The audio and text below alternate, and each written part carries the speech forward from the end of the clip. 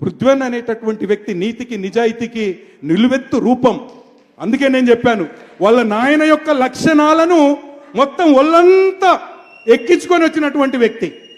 ఆ రోజు పల్లెల గురించి ఆయన రాస్తే, ఈరోజు బిల్లులు లేక ఆత్మహత్యలు చేసుకున్నటువంటి సర్పంచులందరినీ కూడగట్టుకొని ఉత్తమ సర్పంచులను సన్మానం చేసుకున్నటువంటి గొప్ప వ్యక్తి కాదా?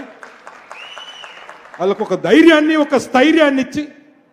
సో కాబట్టి పృథ్వన్న మాకందరికీ ఒక పెద్దన్న లాగానే, పృథ్వన్నకి మేమందరం కూడా పార్టీలకు అతీతంగా, కులాలకు అతీతంగా, మతాలకు అతీతంగా వీర సైనికుల్లాంటి కనకనమండే సైనికులందరం మేము ఉన్నాము.